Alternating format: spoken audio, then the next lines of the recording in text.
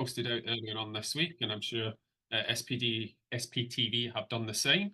We have the fabulous Jason Rothwell joining us, not only for the coaching questions and answers session, but also for the live readings in the later part of the show. So if you are on Facebook, YouTube, TikTok, etc., please let us know where you are in the country, followed by much love, like and share. Let's get as many people on and share this with the collective, please. That would be great. Drop your comments in, let us know where you are and what platform you're on as well, as we are quite new to TikTok also. So, all right, so apologies, it's just Facebook and YouTube at the moment. So yeah, let us know where you are. Let us know what your questions are this evening. We'll do our best to obviously help you and guide you in relation to your own spiritual path, or whether it's just a general question or on behalf of somebody. It's perfectly fine. Please also make sure that you give permission to StreamYard if you're a Facebook user, so that we can... All right, sorry to apologise. I'm getting a little bit mixed up here. So I do apologise, guys. Just obviously like, share on as many platforms as you like. And let's have your comments, let's have your questions, and kick off tonight's show with a bang, so to speak. So let's have some comments from our viewers. Do remember and tell me where you are. And as I said, we've got Jason Rothwell. Good evening, Terry Louise. As I say, we've got Jason Rothwell in the house, waiting backstage. So without further ado, I'd like to introduce my guest this evening, Jason Rothwell. Fantastic medium. Okay. Good evening, everybody. Good evening, Jason. Thank you very much for evening, Jordon. Coming along. Yeah, Let's see how tonight goes. I'm sure it'll be fantastic as always. Hi there, Kim. Yeah, lovely to see all of you too. So yeah, keep those comments coming live. Let's like, share, etc. If you do have a question, please just let me know what it is, and between myself and Jason, we'll try and guide you on that, and then we'll get into the live readings later on this evening. Okay. So yeah, good evening, Clara. Looking forward to watching this. Yeah, Mags D, good evening. Yeah, welcome everybody. Good evening, Karen Wood. There is lots of comments to Jason because he's well known. Ooh, hello, everybody. Hello, Christine Davis. Yeah, and we've got Caroline May Sambrooks. Yeah, shared. Thank you very much, Caroline. Jenny Morin. Yeah, good evening, everybody. If you do have a question, please just compose it and put it in chat, and then it'll come my way. And then we can start, obviously, guiding you in relation to whatever the questions are this evening, okay? The sooner we do that, the sooner we can get into the live readings, which I assume most of you are here for that. So good evening or afternoon from Christine in the USA. Lovely. Kim Kuntz. Good afternoon from Nebraska. Wow. Good afternoon to you. I'm trying to say hello, but my screen keeps going blank for some reason, so I can't actually see anybody or see anything at the moment apart from my camera. Right, okay. So we do have a few technical issues with Jason's end. So I'll just keep saying hello, good evening to you all. On behalf of both of us. Good evening, Noreen. Good evening, Mel Louise Bird. Yeah.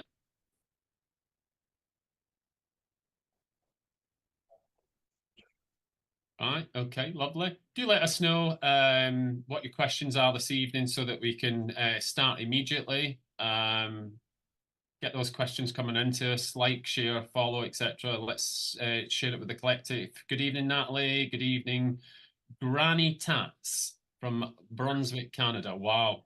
Good afternoon to you, or possibly morning, depending on which side of Canada you're on. So, yeah. Oh, it could be well early there, couldn't it? Good evening, Karen. Yes, it's nice to see you joining us live this evening. Love the picture, by the way. Very, shall we say, Munster-esque. Good evening, Caroline Thomas. South African greetings. Yes, good afternoon to you. I've got an auntie that used to live in South Africa in Johannesburg. So good afternoon to you too. So if you do have a question, please obviously send it to us in chat. As soon as I have my first question, we'll pose it to myself and Jason and give you some spiritual advice and guidance this evening. And then we'll get into those live readings, as I'm sure that that's what you want us to do, quicker than... sorry, one sec. Mrs. MB. How do you deal with information that Spirit gives you that you can't share or give out? That's an interesting question, to be honest. From my own point of view here, and I come across this quite a lot on my journey, is that sometimes the information is only for you and only to be for you and to guide you on your spiritual path. It could be for the future as well.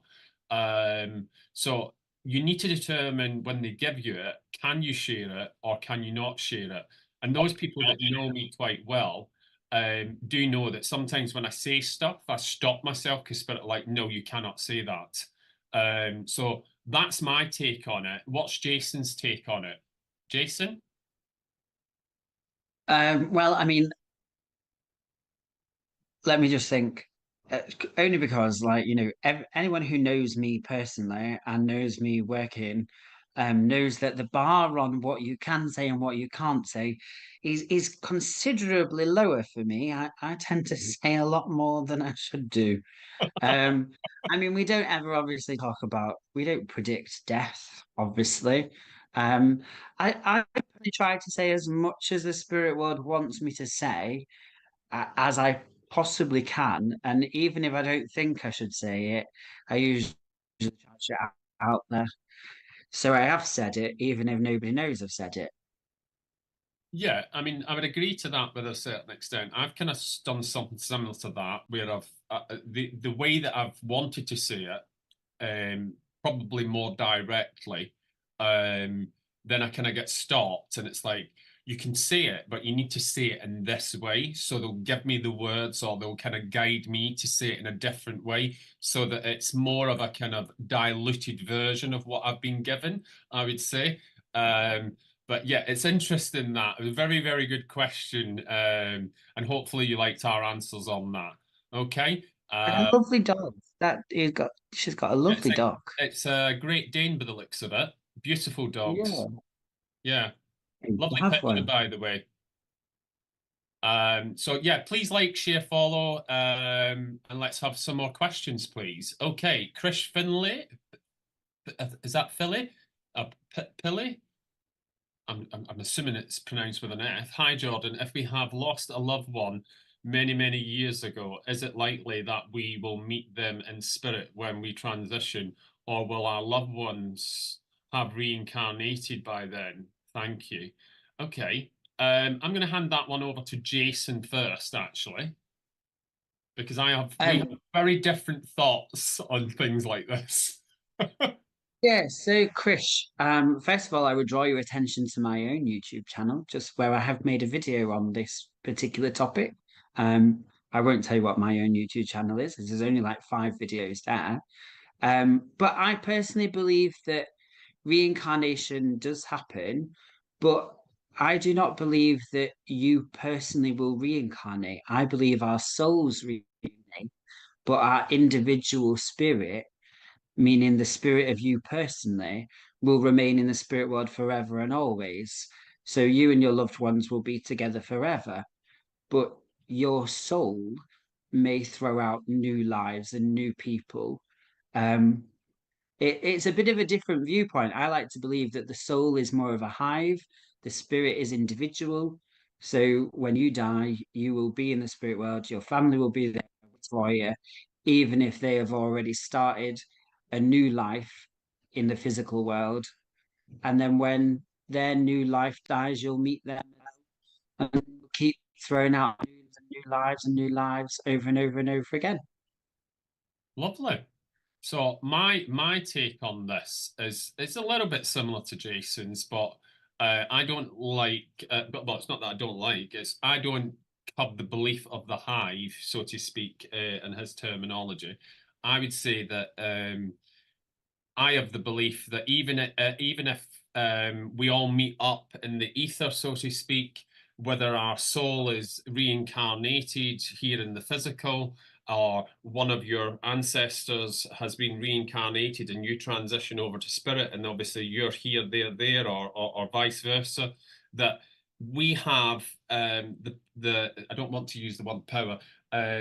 We have the capabilities to be able to transition between all dimensions in the physical all the way right through, just like you do in meditation and things like that. So I believe that yes, you can meet them, whether you're here or whether they're here, etc. So the dynamics and the different layers of what we're talking about here is that we think these things aren't possible, but actually we have no idea what our own individual capabilities are.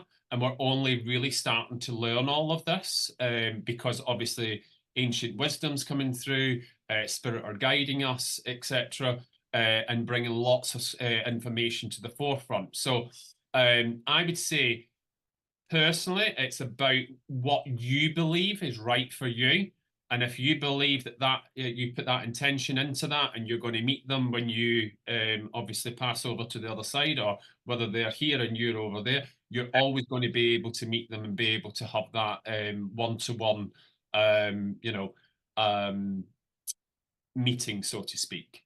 Hopefully that answers your question, Chris, from two different points of view. And thank you very much for your question. It was very, very nicely put and very in-depth as well, actually, from both myself and Jason. So any more questions, please let them roll forward and we'll do our best to answer them as well. Right, okay. So Elizabeth License, is it? Sorry, excuse me, let me clear my throat. How do you get accurate pendulum readings, NFS, without influencing it with what you want to hear? Right, okay, so the first thing I would say is the bottom of the question, what you want to hear, is the incorrect terminology, because what you want to hear is not always what you are giving. You ask the pendulum to guide you, what is best for your highest self. And that way you get the correct answer rather than I want to know this. That's how I would dissect that question. But in relation to accuracy of pendulum readings, and it's not really my forte, I do a little bit of it, but not very much. I would say that you need to obviously go away, do the relevant reading in relation to working with a pendulum, calibrating it for your own energies, etc. And then there's certain routines that you do when you're actually setting that up, and then you become combined energetically with that, as you do with cards or whatever it is that you're using as a divination tool. And hopefully then that synchronicity of you and your tool is then working together going forward. So I'd like to hear Jason's point of view on this as well for the collective this evening. Yeah, Elizabeth, I would personally say I think I share your problem. I don't particularly use pendulums because I don't trust myself. I know that you're whether you do it consciously or subconsciously, your wrist will begin to give what you call micro tremors to force the pendulum to spin in a certain way. I mean, it's very, very easy to manipulate a pendulum just for other people's benefit, but it is possible to accidentally manipulate it for your own benefit. The two most simple ways I would argue to do what you need it to do is either you get somebody else to hold the pendulum and you ask the question, in which case you have to be careful because the other person may influence the pendulum as they feel that you want it to swing.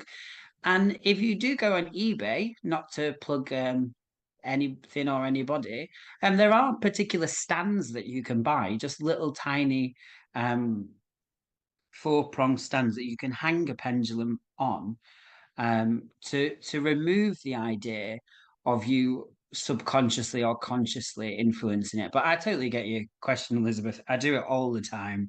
And if I don't like the answer, I know that my hand begins to give me the answer that I want. And it's like, oh, that's what we thought it was going to do. Should I go shopping and buy this? No, like, don't really like that. And then suddenly those micro vibrations, those micro agreeing with me.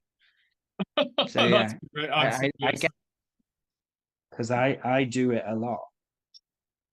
Yeah, just going to the pendulum stand actually, because just as Jason was starting to talk, I thought, oh, I should have brought that in as well. But yeah, I mean, obviously you're taking out obviously those energetic signatures from yourself, so therefore you're relying on obviously you voicing the question without you actually having to interact directly with the pendulum.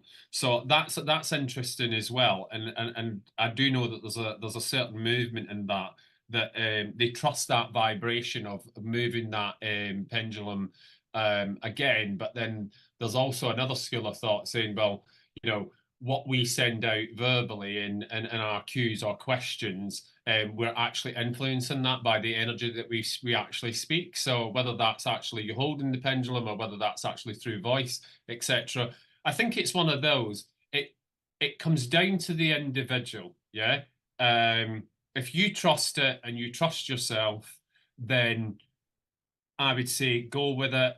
If you're not 100% sure, like Jason says, he doesn't like really trust himself, etc., maybe the They pendulum is always give me not the for answer that you. I want. Sorry? They always give me the answer that I want. That's what I Always. mean. So hopefully that answers your question, Elizabeth. Lovely cat, by the way. Like the photo. So, have we got some more questions, please? And please do like, share, follow, etc., and share the love. Let's get as many people on as possible. We will be doing live readings very, very shortly. Right. Good evening, Jerry Morin. How do I know if it is spirit that I am feeling or my mind playing tricks on me? Okay. Whew. I would say from my personal point of view, and my personal point of view will be different from Jason's, I'm sure. Energetically, when spirit are coming in, you can just sense the energies of that, and learning to trust it and not let your mind play tricks on you. You then have to kind of do that work to understand, is it the vibration of somebody coming in? And then you allow and you trust that. So that's very much the start of your path, and understanding that there is an energy next to you rather than kind of like your mind playing tricks. The mind is we use about 4 or 5% of our brain, to be honest. So it's interesting.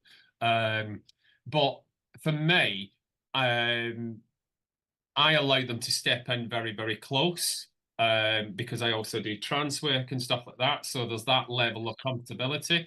But I definitely know who I've got and whether it's male, female, etc.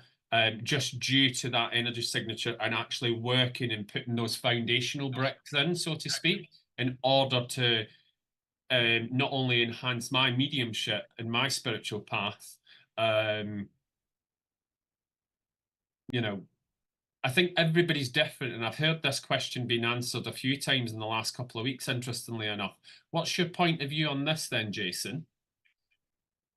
Um, I mean, not very dissimilar from your own, to be honest. I think, you know, the idea of your mind playing tricks on you, I always find a curious idea because the longer I've been a spiritualist, the more I think that mind doesn't do any such thing. It's us who just misinterpret what our mind is telling us. Um, but I think you can just feel the energy change, can't you? You can feel the pressure in the air change. You can feel the temperature around the body change. You can feel your emotional state begin to alter slightly. And then that's when you get used to it. The weird thing is, I think this question gets harder the longer you've been doing it because you start to sort of just get used to doing it. So you kind of like, I don't know how it first felt because it's so long ago since the first time you feel that initial connection that you kind of think, I'm not really sure actually. Yeah. For me, because I just know now, like, oh, that's a spirit, or that's just my higher self, that's my subconscious self, like that's my ego. I mean, I recognize my ego quite often because it flares up quite a bit, you know, like, oh, are you come to cause me a problem? But yeah, so it's not dissimilar to what you say. I just think you get used to it and you know the difference because you just can feel something different. Like the first question to always ask yourself when a spirit tries to communicate with you, if you think it's your mind playing tricks, well, what's your mind gain from that trick? Yeah.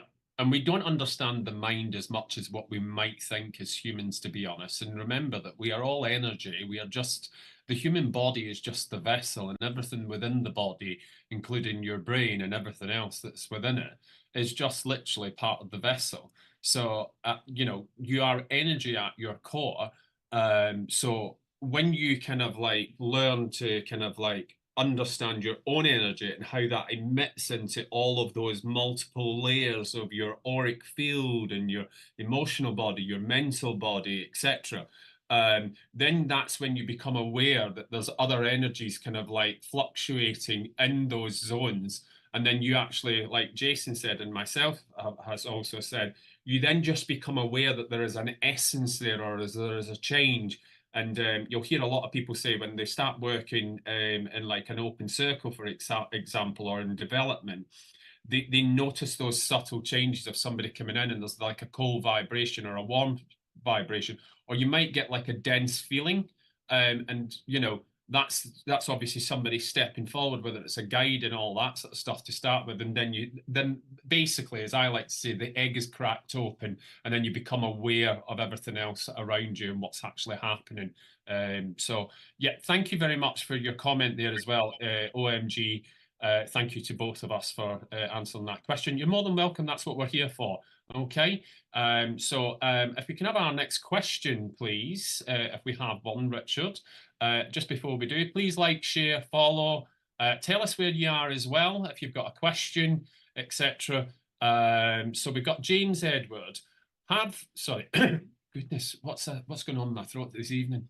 Have you been in an extreme situation where you needed to get the police involved as spirit has told you law-breaking info on the person reading for? I've never actually had that experience, I have to say, James. I'm not too sure about Jason, but I do know Jason does obviously other work in relation to kind of spirit and, you know, so I'll hand it I to can you. only answer the question in one particular way, and it's going to be a very political answer, and you're going to have to take it, James, as the political answer that it is. Yes, I have been um, involved in situations, as many people know, where I have had to phone the police with regards the recovery of missing people's bodies, where I have never phoned the police ever, because it is not for a medium to do, is to call them when the spirit has provided any information, if the spirit has ever provided information, not that they have, on situations around law breaking. Just the same as a priest. A priest is not allowed to break the seal of confession. A spirit may impart to a medium information that is, talks about breaking the law. That is not to say the medium is then allowed to repeat that information, because at the end of the day, imagine sticking a medium in a witness box. What are you going to do? What are you going to tell the jury? I know this law got broken because the spirit world told me to. It would go down like a lead balloon. So I have had to phone the police in terms of recovering people's bodies. I have never done it because any spirit has ever provided me with any information that would ever suggest somebody had broken the law to such a great extent. Thank you very much for the politically correct answer there, I'll say, Yeah, Jason. you Yes. think there's a Yeah. lot you could say there that could get you in an awful Yeah. lot of bother. And to the viewers, and especially James, who's asked the question, it is one of those areas where we do need to be very, very careful in that. And I do appreciate the question, to be honest. And I thank Jason very kindly for answering it the way he has. But hopefully that has shed some light on what you were asking. So thank you very much for that. Oh, good evening, I don't Louise. think my Right. public liability insurance covers Yes. slander and Yes, yes. Please remember, if you're a working medium, please have public liability insurance. Right. I've So not Louise's read that bit. question is: have you ever heard spirits talking about heaven? I have just. Sorry, I have. Sorry, I have was. Oh, sorry. She has. She's just curious if we have. Right. Okay. Um. I wouldn't. Right. Okay. Um, for me personally, I wouldn't say necessarily spirit talking is the way that I'd put it, but um, communication in all forms, yes. That's the way I would answer that. So we all work differently, whether it's cognitively, clairsentient, etc. Yes, I have had information in a form of conversation with spirit in relation to obviously the higher realms, heaven, whatever you wish to kind of put it in inverted commas. So yes, but it's not been like clairaudiently, and I think that's kind of what you're saying in that question. If I am wrong, then please do correct me. And I'll ask Jason to give his input on this, please. I mean, I'm just going to assume, Louise, in your lovely Irish accent, if I'm not mistaken, Yes, that's um, correct. you are referring to do spirits talk about heaven? I will just say, first of all, I like the fact that you use the word heaven, because I personally, strange though this may sound, I get really annoyed at listening to people talk about in the spirit world. I just think, just call it heaven. Like that's the idea. Um, I know we use the word spirit world, but I try to use it as little as I can. I have heard spirits talking about what happens in the other world, in the afterlife, in the different realms of the spirit, so to speak, to use again the word I don't really like. Um, Heaven, in terms of eternal paradise, I think I have seen more in meditation and experienced more from meditation than any particular message. Just the same, quite curiously, actually, I was talking with Jordon about this the other day, and a few other people. I absolutely 1000 million% believe in God. I actually find that very few spirits ever mention God, even though they're living in the place where God is. You know, they very rarely come through and say, I've been having a brew with the big fella this morning. And I have actually had a spirit come through and say, just so you know, I've not met Jesus yet, which I thought was quite interesting.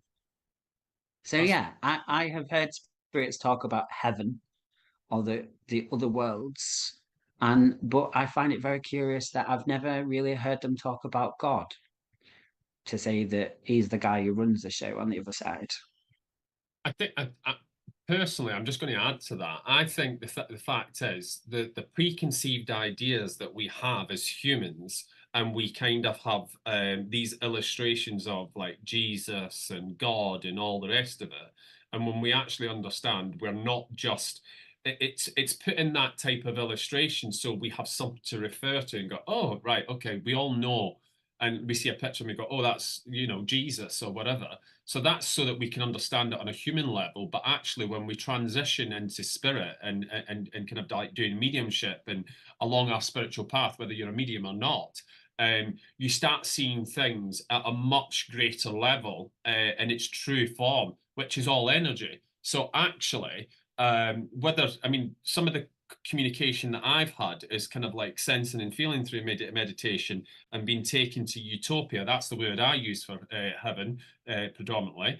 And it's more about using all of your senses rather than the verbal word, or kind of like, you know, spirit coming in going, oh, they want to say this clairaudiently, because I just tend to know information. I work cognitively and sense and feel information more than any other players, although I do work with all of them.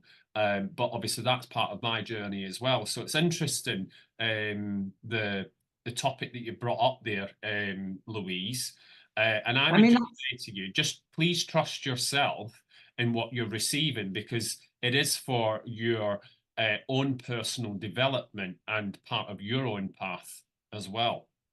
that's a curious thing, isn't it? Like, and I just add that to what you say there, because it is absolutely true. You know, we use this word heaven, or Elysium, paradise, utopia, etc.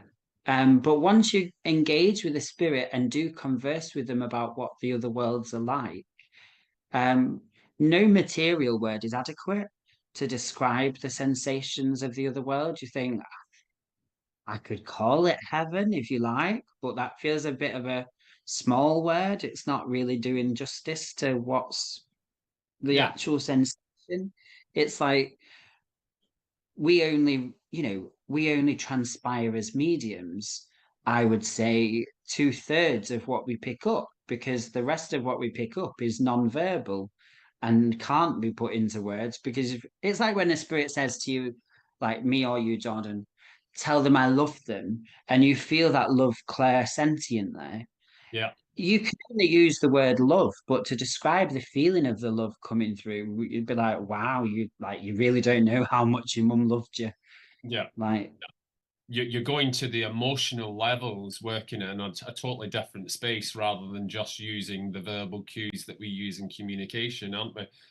Love is shown in many, many ways in the human world. Don't forget that. It's not just about words. It's about, somebody, to take it kind of back, it's about somebody actually seeing you and recognizing you for your true value and just instantly knowing. And we all have those connections. And that's a form of love to me, because it's like, wow, I actually see you, and I really do see you for who you are and what you are. And that's why I'm almost like compelled to kind of interact with you. So that's a way of love. But the understanding of love is just with the human concept of words. We just, as Jason just said, we are so limited by the English language or any language that anybody uses around the globe.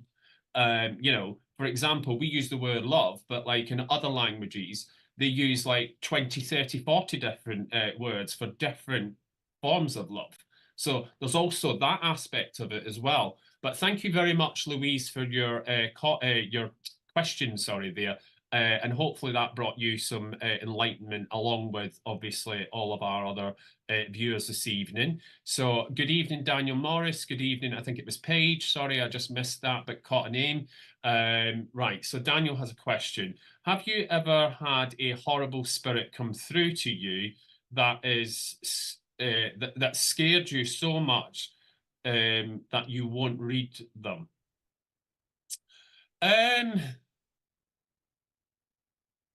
To be honest, Daniel, I don't like the word scared in that question, but I can understand why you've used it. I would say that yeah, there have been people that have come through that not necessarily have scared me, but I've certainly had to put my foot down as a medium, and in order to kind of say to them, right, you need to step back, you need to do this, otherwise I do not relay the message to the sitter. So it's about knowing what your boundaries are here and your professionalism that needs to come in on the foundations of how you work. That's what I would say to that question.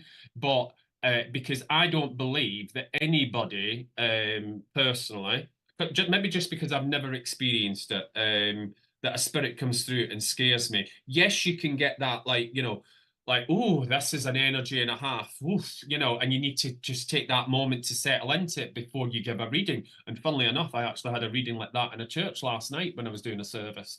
It was a very, very powerful energy, and I did kind of like have to just take a moment a couple of times throughout the message in order to give it, but managed to do it, and with great success. But again, that word scared is jumping out at me, and I would say that's more to do with you as a person, I would say. Why do you feel scared with regards to that? Why did you feel that? So there's a little bit of work to be done there in order for you to understand what in that energy has scared you. That's what I would say. Jason, what's your take on this? Yeah, so like I mean, I'd start by picking up again, like you just did there, the use of the word scared. I've never found a spirit come through in a reading that ever scared me. I have had experiences that scared me. I have had experiences where I really was like, well, we're not at the watershed yet, so I won't say what I was going to say. Um, where I have thought, oh my giddy aunt, you know, this is really, really freaky. Um, I have, however, had readings that I've had to do where my own judgment got involved and my judgment made the reading difficult. You know, I'm sure I've said this to Jordon in private before, but um, I had to give a reading from Myra Hindley. And Yes. anybody who knows Myra Hindley, if you're an American, you might not know her. I'd be surprised if you didn't, but you might not. You know, she was uh, one of a pair of serial killers in the 1960s. And when I got booked to do this sit-in, I got this overwhelming sensation that I absolutely did not wish to speak to the spirit that was coming. I had no idea who it was going to be.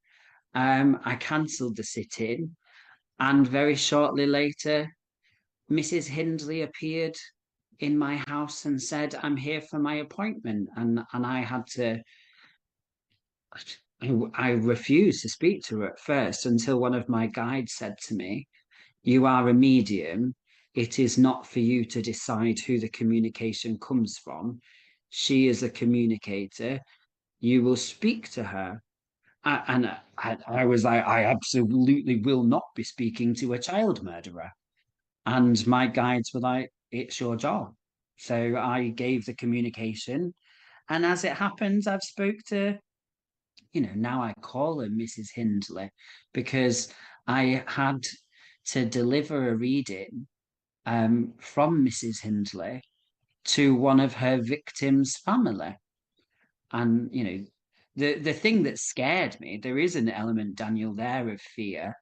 When I asked Mrs. Hindley what she wanted to say, albeit it wasn't a bad thing, I was actually scared of the idea of saying that. I was like, I'm not telling them this. Like, they'll kill me.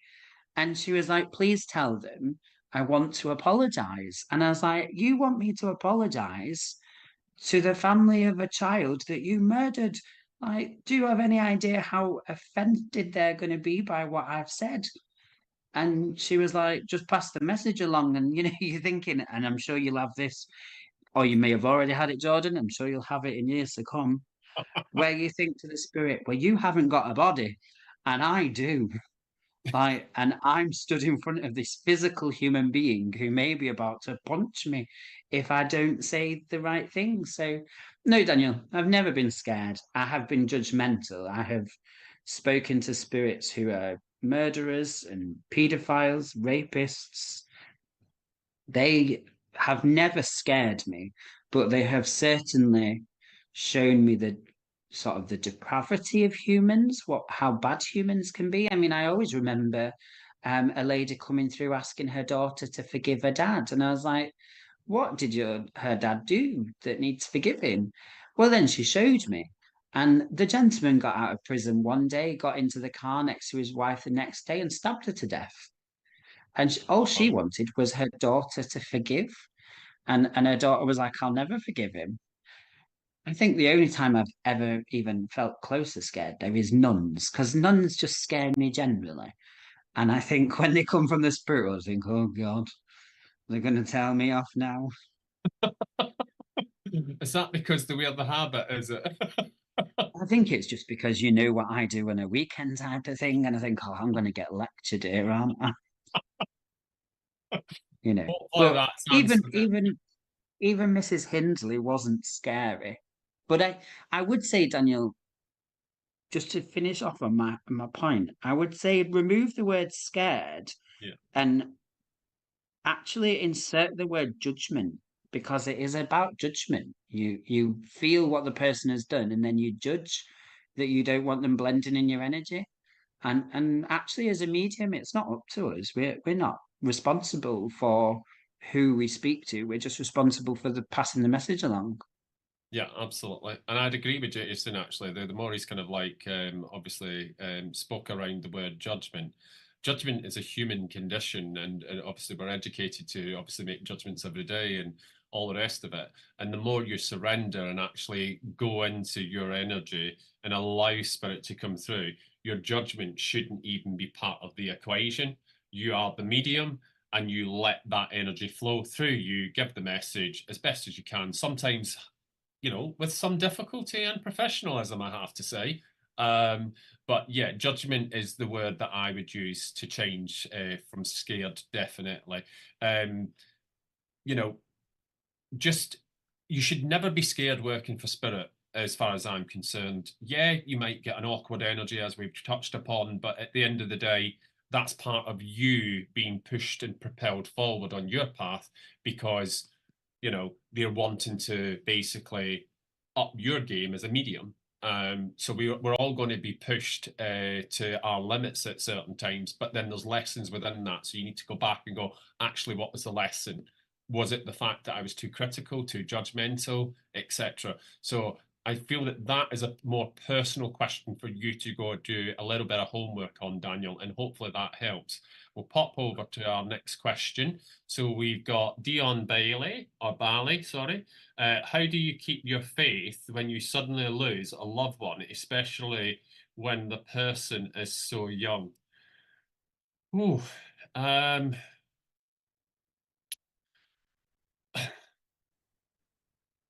I mean, go on, Jason. I would start. I assume your name is Dion. Yeah, Um, Dion. I can only say this really. I mean, I can address your question, but then I just would offer this other suggestion. You know, they say that God takes the good first, or the good young, the good die young. And I mean this with greatest appreciation for your question. I find that really offensive. Not your question, but the idea that the good die young.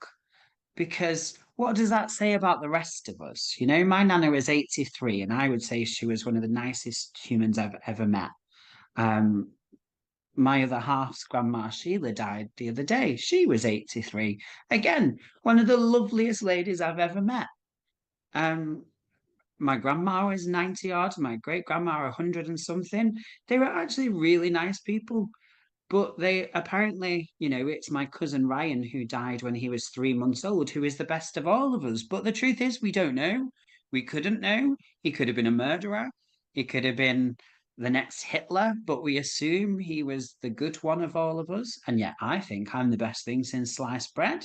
I've done a few naughty things on a Saturday night down an alleyway and things, but I don't think God's going to be that bothered.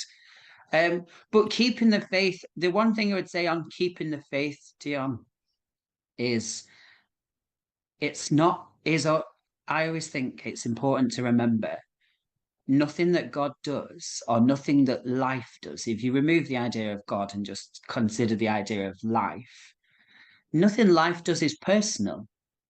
It's not deliberate, Life is not trying to hurt you and it's not trying to test you. Unfortunately, very, very unfortunately, people die, sometimes very old, sometimes days old, sometimes a few years old, sometimes teenagers or in the early years of their life.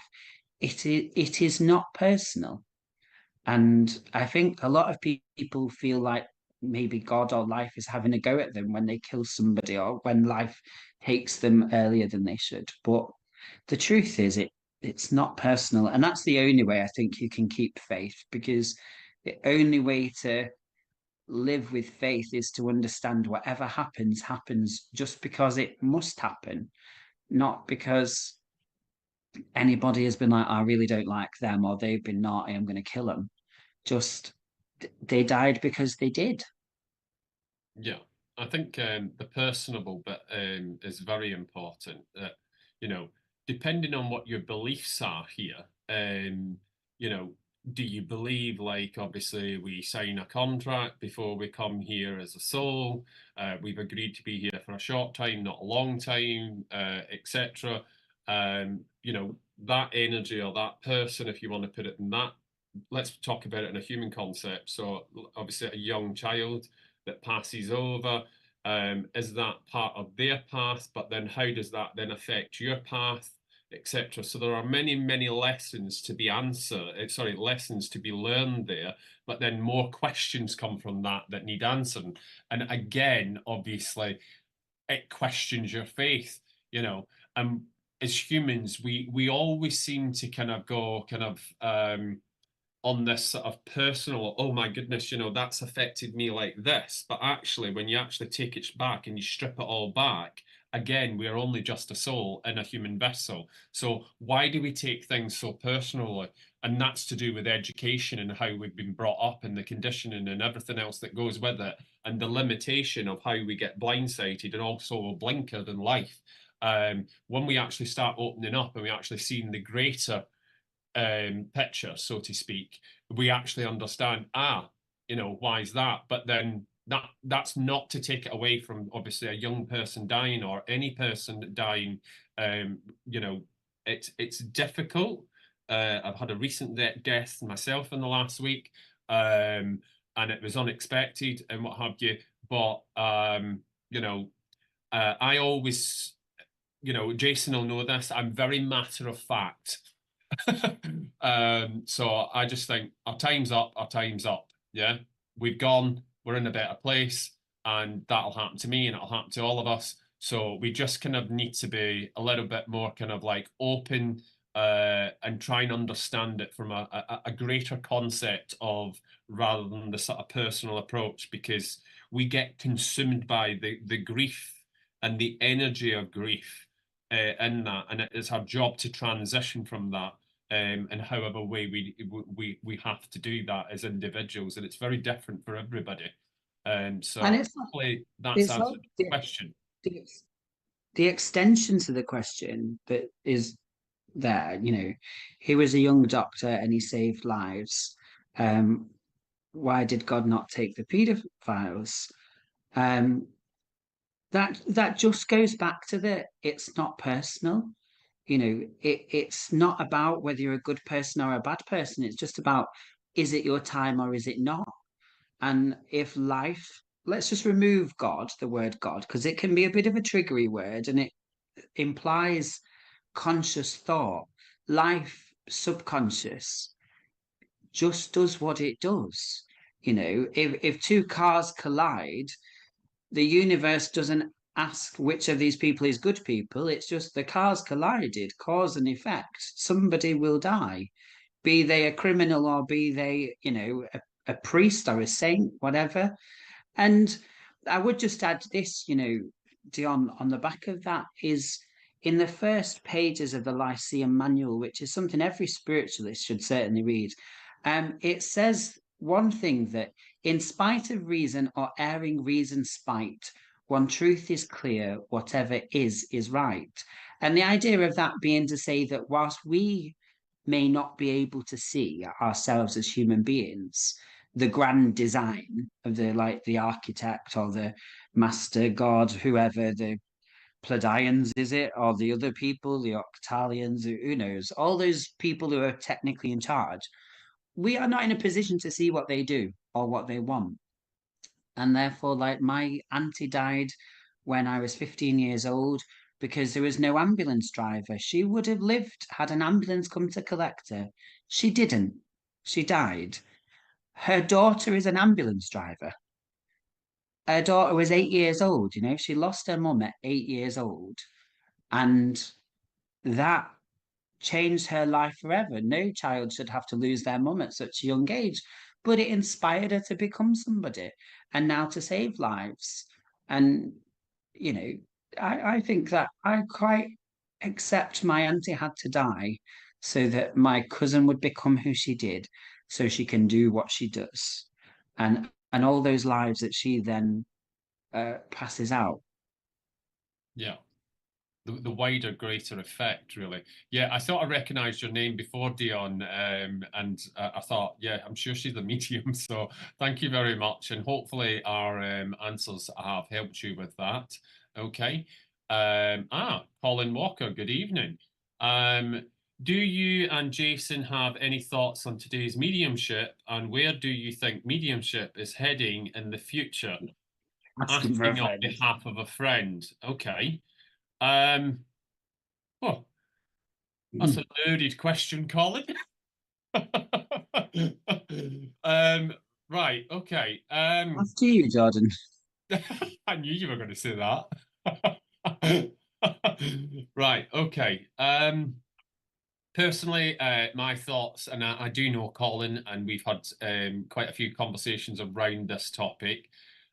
So on behalf of your friend, I would say that today's mediumship and where we're going in the future of mediumship is very much going back to, I want to say it's gone back to its old roots. I believe that there is a very evident movement, albeit a little bit slowly at the moment, moving into kind of like how spiritualism or spiritual mediums used to work years ago, more kind of like on the trance and overshadowing, if you want to put it that way, to bring through more of the essence of spirit.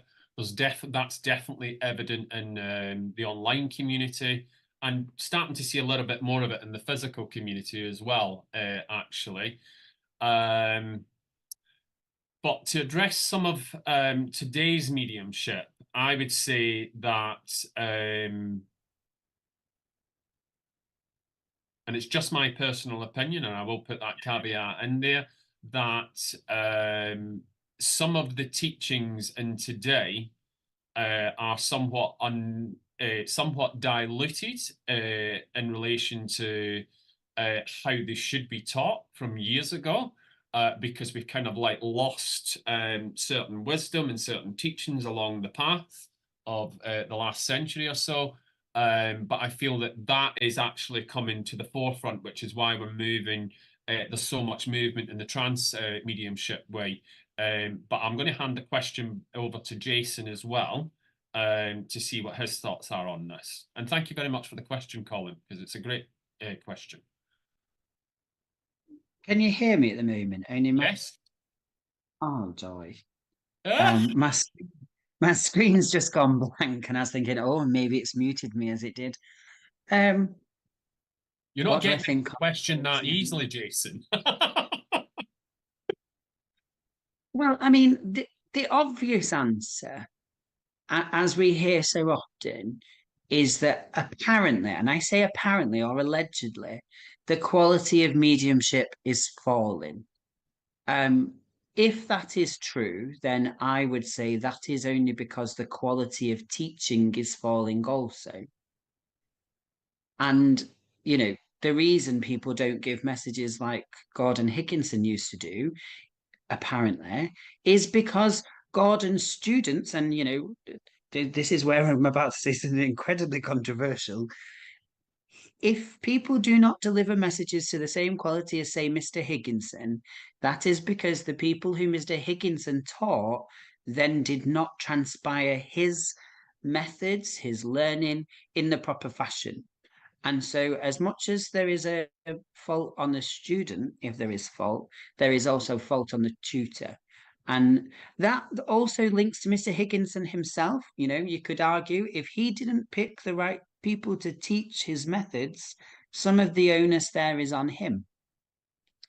I would also say that I don't personally think it is falling. I think it is adjusting. And we have to remember now that there is online mediumship, there is church mediumship, there is much more. a professional mediumship in terms of, you know, people who do all those share for 1,000 stars nonsense. No disrespect to anybody. Well, as much disrespect as you want to take from it, to be fair.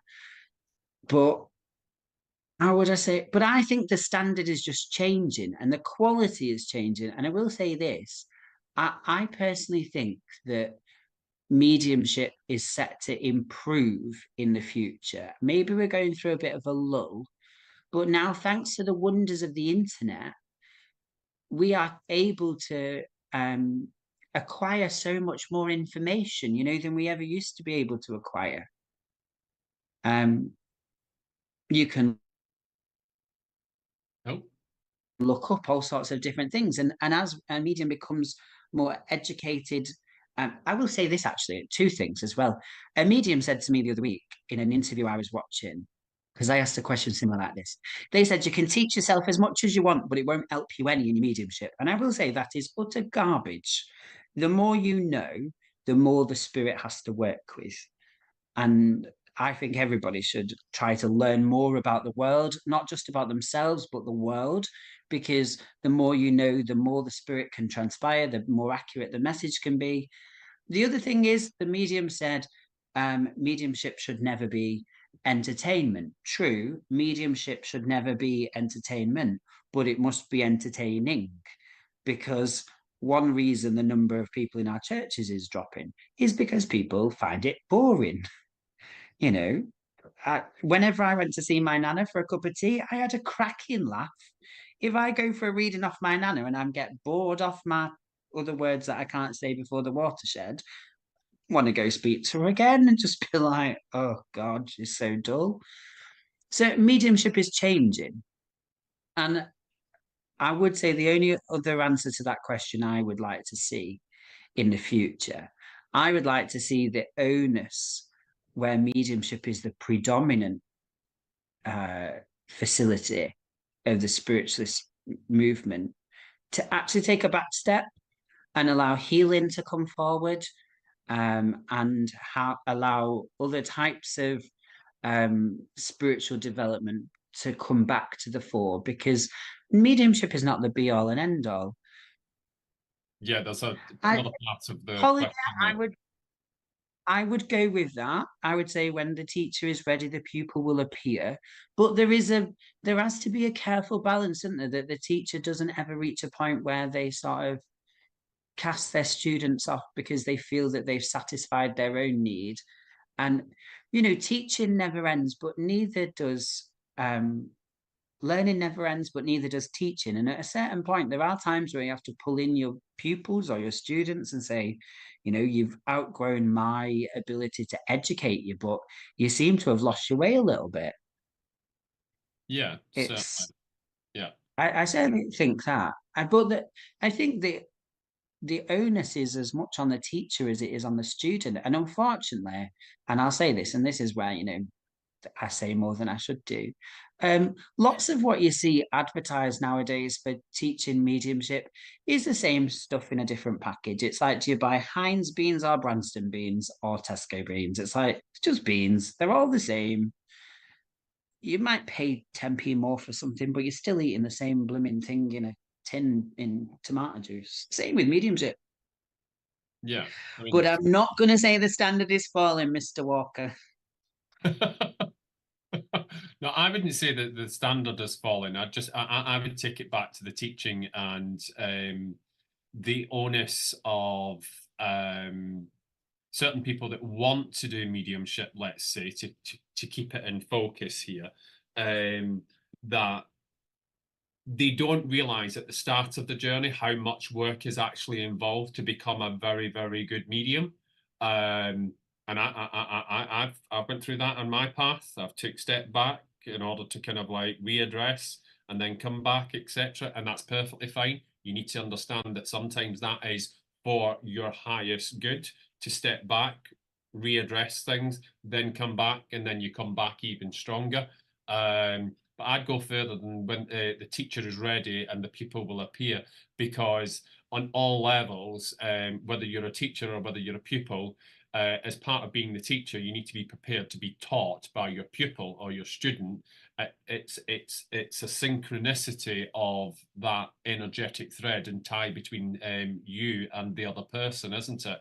So you can't kind of like be dead rigid and go, oh, well, I'm in the teacher, because I think that's where we've got an issue with certain teachings. And that's not just in mediumship, that's in all forms of teaching, I think. So it's interesting where I think It's things also will go. it's also about defining what are we calling mediumship, because mediumship is the proof of eternal life via evidential messages. Everybody's evidence is different. I mean, and I will say, lots of mediums I've met say, "Oh, they work in the old-fashioned way, and they work in a proper way." And I listen to them and I think, to be honest, it sounds like codswallop. But since it's the old-fashioned way, good for you. But like, you go on the internet now and you'll find, I could find 20 of them in less than 30 seconds. People who will charge you $30 to do a pendulum reading. Well, just because you know how to make a pendulum spin around your hand doesn't mean you're a psychic. It means you know how to spin a piece of string and a crystal. But they'll put the name psychic medium underneath it. And it's like, it's not. It's not psychic mediumship. It's spinning a crystal on a piece of string. Yeah. I think be careful what we're defining as mediumship, because going getting a reading and somebody saying, "Can you tell me if I'm pregnant?" Turn over some tarot cards. Yes, you are. It's not mediumship. They might be a very good psychic, but it doesn't. It's about, you got to be very careful, haven't you? You got to be careful what word we're using and what we mean by the word. Okay, so we're going to move forwards. Hopefully that's answered your Probably just question, offended somebody there. Colin. We're just going to take a quick commercial break, guys. We'll see you on the other side in a couple of minutes, okay? Sit tight and stay with us.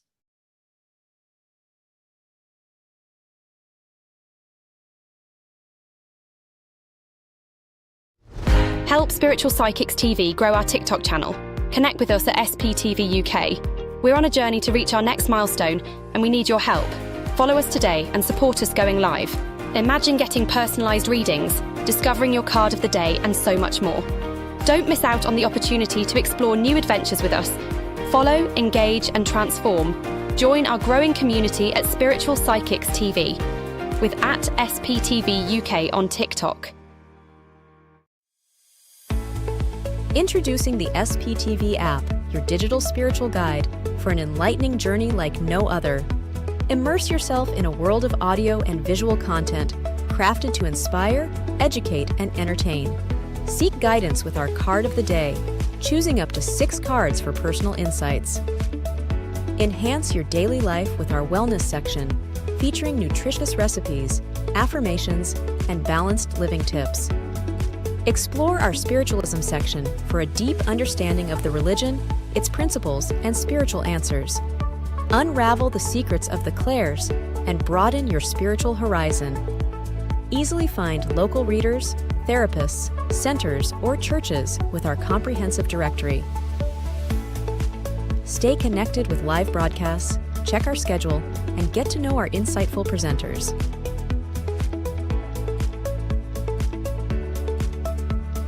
Delve into the meanings of angel numbers, crystals, and a comprehensive list of divination meanings.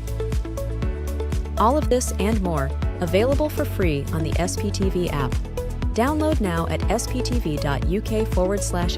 and start your journey with your digital spiritual guide.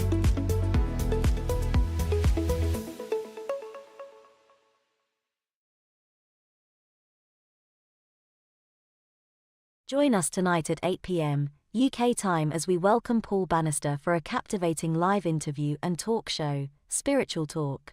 Tune in for insightful discussions with special guests and live readings that promise to inspire and enlighten. Tomorrow night from 8 p.m, join Clara for a night filled with mediumship teachings and readings, featuring special guests.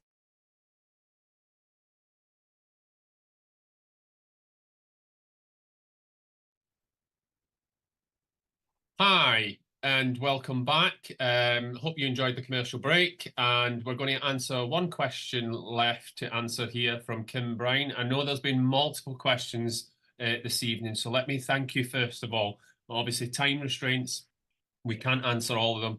We're going to answer Kim's, and then we're going to do some live readings. We'll be on till 7:30, okay? And then we'll call it a day for this evening. So, do you feel that working online has changed your, it says contention, but I'm assuming you mean connection with spirits? I would say that the connection working live and working virtually online is quite significant for me personally. When you're in a physical church or community center, obviously you've got all of that, you know, additional energy to work with as soon as you walk in and what have you. So from that point of view, it's very, very different. But then this room here that I have as my office at home is a dedicated space for spirit. So I've tried to create that almost like my own kind of like, you know, personal space just for spirit and myself when I work. And I feel that that's actually changed the way that I work. And I feel that my connection is actually becoming very, very similar, whether I'm in the physical, in a church or a venue or whatever, as in when I'm at home. Jason, what's your take on this? I'm going to assume she's called Kim Byrne rather than Yes. Kim Brown. Just because I know a man called Jim Byrne who spells his name the same way. Do I feel it's changed? I do feel it's changed because I think online you have to just trust what you've got is what you've got. You have nothing to go on. You're largely limited in, you know, you have to trust the spirit a lot more and you pay a lot more attention to the spirit than you do anything else because there's no facial cues. There's no worry about whether the audience looks bored or whether you can feel the energy in the room. I think it's improved the connection. So much so that when people say, can I come for a reading in person? You think, oh, do you have to? I have to tidy my house. Whereas actually, you know, the readings work just as fine online, if not actually better, because there's no influence. The energy is not influenced by two people's auras. You can trust it's more likely to be a spiritual connection because there's a greater distance between you to prevent that psychic link building up as strongly. Like one thing that a friend of mine was doing the other day, she started doing text readings again. Text readings, I don't do them because they require such a level of trust. Like they require you have nothing, you know, you got to write a message and hope that when that message lands, the person understands what you're saying.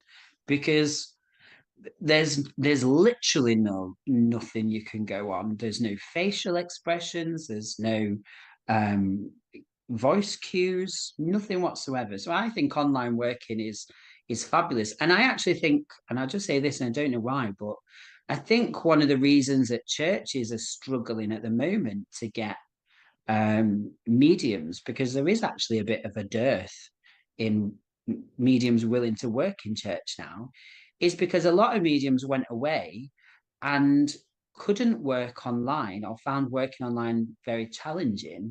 And I think that knocks their confidence a lot because they thought it should work like it works in church. Why doesn't it work the same online?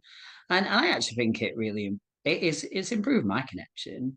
And I agree with what you say, Jordon, as well on that. I feel I work very much the same online now as I do in person. Whereas some people I see working completely different. I watched a medium the other week work online and he was dreadful, utterly dreadful.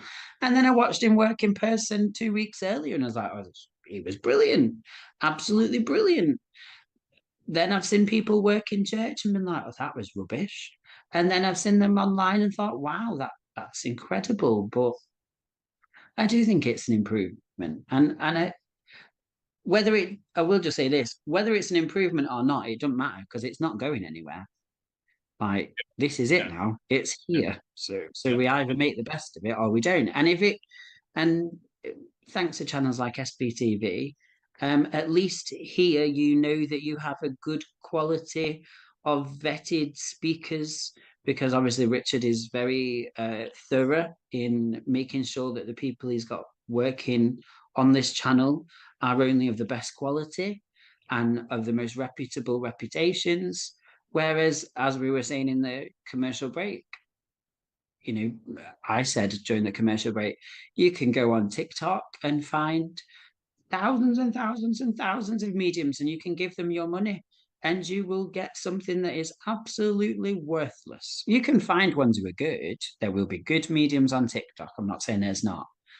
But the majority who will call themselves mediums, psychics, intuitives, clairvoyants, have not sat, they've not learned, they've not done the hard work that's required, and they use the internet in some ways as a shield for their poor quality. Yeah. I would just say, obviously, over and above what Jason said and myself, I would say that, you know, there is a transition from obviously working in the physical to working predominantly online, and he has touched upon it, and some people are struggling with that because you do have to kind of then adjust your faith and actually fully trust what you're getting because of the space that you're working in, which is very, very different. Obviously, I mean, I've done this for a long time, many, many years ago, left it, came back a couple of years ago. And I struggled at first a couple of years ago. Jason was part of my path at the very, very beginning. And I feel like personally, I've just gone from strength to strength, but it's about learning to trust what you're being given in a virtual space. Because obviously, as I say, I've dedicated this space to spirit, but at the same time, if I went to somebody else's place and did it, and sometimes I do private readings when it's a group and I go to their house, that's very different again, because you know you've got that blending of psychic energies, the auras and all the rest of it, and then you're walking into the energy that's predominantly there. So it's, you know, you have to be able to fully adapt as a medium to your total environment. Environment's so important, just on the physical sense, never mind mediumship.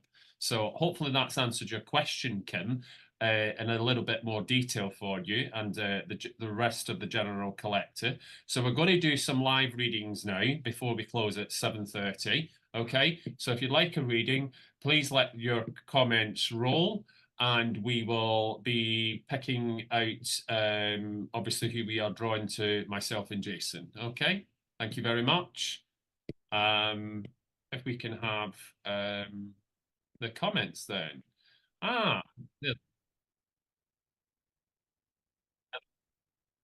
Right, so we're just going to let the names roll, and then we're just going to jump in and pick somebody, okay?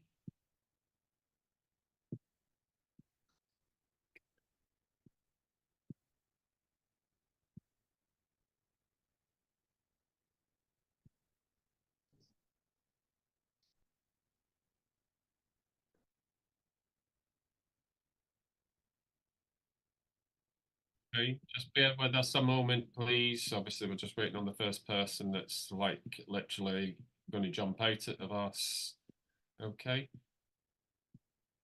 Feel free to jump in if you want to jump in before me, Jason. I mean, I have a spirit, but nobody's jumping out at me, which is, yeah, I mean, I'm very much aware of a gentleman stepping into my energy who comes across as a stepfather. Now, I know it's quite common to have females attending these things, but I do know it's his stepdaughter that he wishes to speak to. He also presents the idea that there is a grandson on the earth, so maybe a step grandson is the feeling. But I know I have a stepdad. I know when I talk to my stepdaughter, I feel he would have been very close, to be honest. I feel he would have fulfilled the role of dad. I don't feel you would have had a negative relationship with him. I actually feel your views on your own dad would have been quite, you know, they could be a lot better. I would argue that the month of April is quite important, as it seems to be that's why he's here at this particular moment in time. It makes me very raspy in the chest, and finding breath slightly awkward. That would tell me that he's probably got a heart problem or a lung problem. It does seem to say that we are actually quite stressed and anxious over what's going to happen over the next sort of 2 or 3 weeks. He did say 2 weeks, but I'm going to stretch it on to 3 weeks. I would argue that your mum is still alive from the feeling that I've been given as well. Um, if anybody recognises that, having a stepdad, you being his stepdaughter, you getting on quite well, your mum being alive, April having significance to you, probably May having significance to you as well. The idea of a son or nephew to yourself who will also relate to this man, and genuinely why you would be concerned about how things are going to unfold over the next 2 weeks. Hopefully somebody will recognize that information. There we go. Michelle Lamere. She can take all of this, Jason. Good. Well, lovely, Michelle. Thank you. The main thing that, I will also say the gentleman keeps shouting the name James. So would I ask you if you just remember I've said to you the name James. I'm not asking you to necessarily say you understand it or you don't. He just said to mention James. He does want me to just sort of reassure you that these things that are panning out over the next 2 weeks, I feel they'll be fixed, but he says they'll be fixed within a week and a bit. So I don't feel you'll have to go as far as 2 weeks from now to get them sorted. I just feel there'll be much more positive news, sort of say Monday, either the Monday coming or the Monday immediately after this one, because he just keeps saying Monday. But I just feel really positive with him. I feel I want to sort of just say hello to you. Sort of my girl, my darling. It's lovely to be able to connect with you. Just trust him and be reassured that he is around you. And you're a medium, Michelle, so I'm sure you know this already. But that is purely why he's here, just to say, he is aware and he is dealing with these things. And I think I'll just say this and I'll shut up. He strikes me as a very capable man. So I do feel you could trust him to look after these things. He would know about stuff. I know at times he could get flustered, but he does say largely he was a very grounded and very sensible man, and would be able to help you and support you. His body seems a little bit larger than it possibly should be. So he may have been ever so slightly overweight at one point. Spot on, Jason. Soon. That is purely all I've got for you, Michelle. Just take note. He's doing the best that he can. He's there for you, and he'll help you as best as he's able over the next few weeks to get things sorted and for them to come up with a positive outcome for you. Where you have had, he does just say as he's leaving me, where you have had some people make personal digs or personal remarks towards you over the past 3 weeks, and you felt rather, I can't swear because, again, as I say, we're not before the watershed, but where these people have made you sort of feel like somebody's had a proper pop at you, just know that they're not worth the salt. I don't know what that even means. They're not worth the salt. I think it means about they're not worth chasing away. Like when you throw salt over your shoulder because of the devil. He's saying they're not worth the salt. So you just keep on doing you, and send my love, basically, to your mum. I know she's in a bit of a funny place at the moment, but he's trying to do his best to look after her. And I'll leave you with his love, Michelle. Lovely.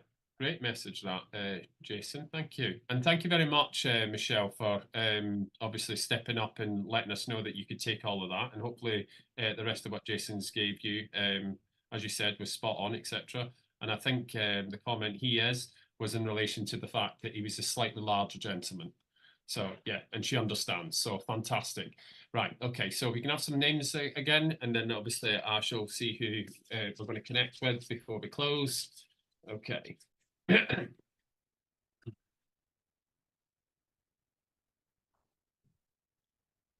Okay, can I go to Abby, please? Is it Hayes? Right, okay. Abby, I'd like to connect with you this evening, okay? So first of all, I want to say that there's a gentleman stepping forward. He's a little bit reluctant to come fully into my energy at the moment, but I do want to say that he had links to the armed forces straight away. He would have been decorated. He's showing me 2 medals.